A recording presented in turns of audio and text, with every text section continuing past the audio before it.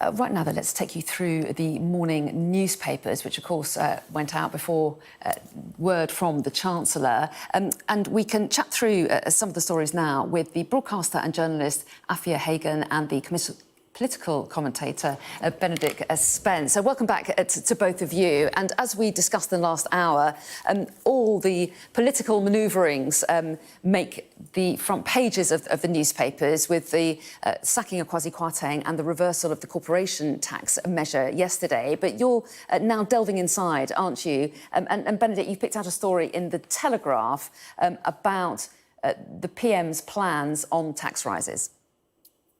Yes, this talks in many ways very specifically about corporation tax, and I think it's very interesting actually what Jeremy Hunt has said to Sky earlier, which is of course that there are probably going to be tax. Well, perhaps not tax increases necessarily all over the place, but in some cases there will be, some things that were going to be reduced, as in the case of the corporation tax. That reduction isn't now going to go ahead; it's going to stay the same, and that there will have to be government efficiencies elsewhere. I suppose some people might call those austerity measures, and that is the thing, really, isn't it? That for all Liz Truss was promising, that we would go for growth and that there would be low taxes. Ultimately, her entire economic platform, or most of her economic platform that was worth its salt, is dead in the water. She's no longer offering us this low taxation, high spending situation.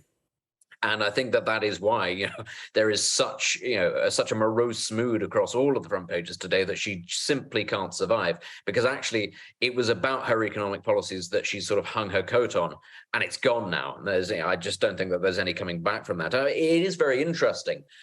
Truss said before she became Prime Minister that it was things like the rising corporation tax, which was proposed by Rishi Sunak, of course, her main rival, that these things would cripple the economy because they would they would stave off growth after a very difficult winter. It's also very interesting because, of course, that's a tax rise that Jeremy Hunt was also very firmly opposed. In fact, he wanted to reduce corporation tax even lower than it was before Rishi Sunak put it up. And now you have these two individuals saying, oh, well, things are probably going to have to change. Now it's going to be much more sort of in line with cutting government spending. I think that really, it's such a, we use the expression U-turn, but it is such a screeching one. And that is why I think, say again, I just don't think she is long for this political world. She cannot command the control of her party if she is forced to make such a massive sweeping change to the entire ideological platform that she was elected on. Well, yes, and a lot of the front page reflect that point of view, I have to say. But we want to cover a few of the other stories as well, because we're discussing an awful lot, the politics throughout the programme. But I know that you've picked out some other issues as well. Afia, inside The Express, you've picked out a story about the rising COVID cases.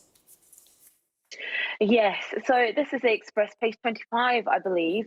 And this story basically tells us that COVID infections have risen by 31%, and that is the biggest jump since June. And most of Britain is suffering with steadily increasing levels of the virus. Now, most of these have been in older people. We've seen an uptick of infections in older people and an uptick in hospitalizations as well.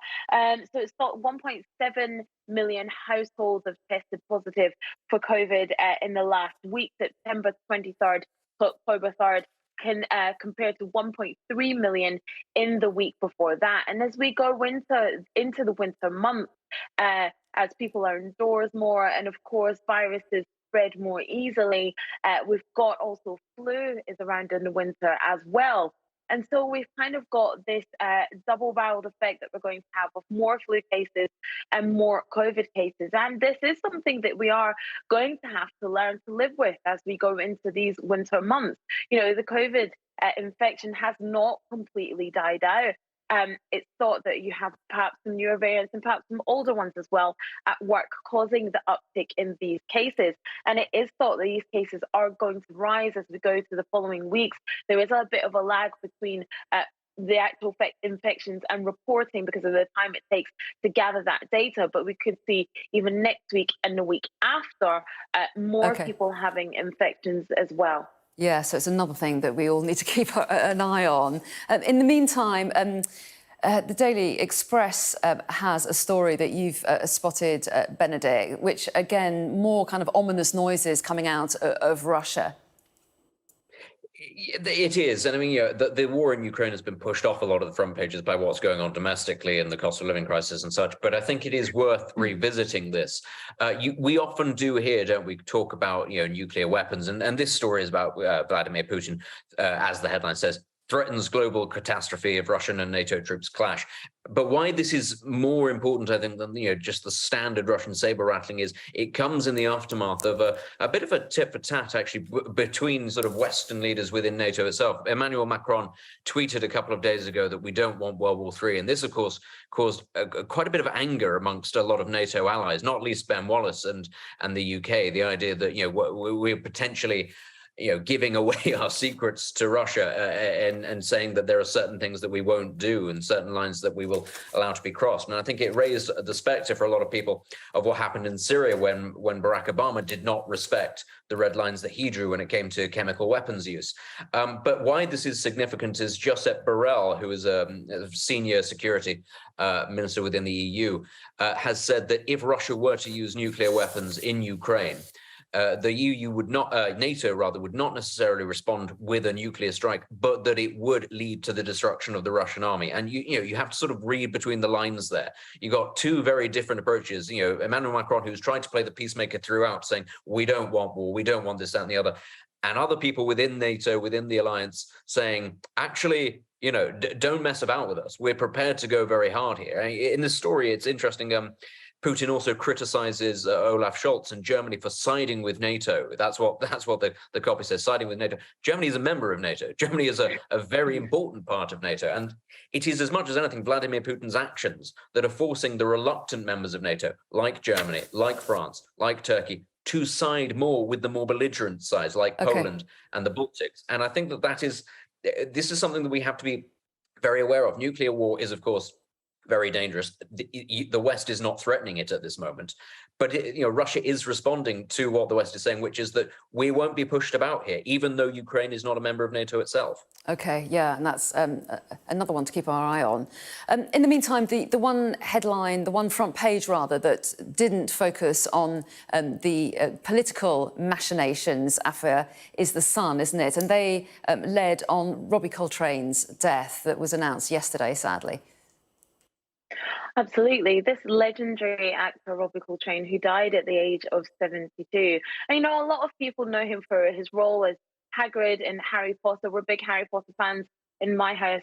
So that's what my daughter knows him for. But, Robbie Coltrane was on stage and screen for such a long time. And I remember him in Cracker as the character Fitz, he was incredible for, and Tutti Frutti, this Scottish drama about this wayward Scottish band that I watched later on in life because it was on in the 80s when I was younger. And Robbie Coltrane was such a stalwart of stage and screen and did so many different parts, started off in the comedy scene and was this huge, larger than life character.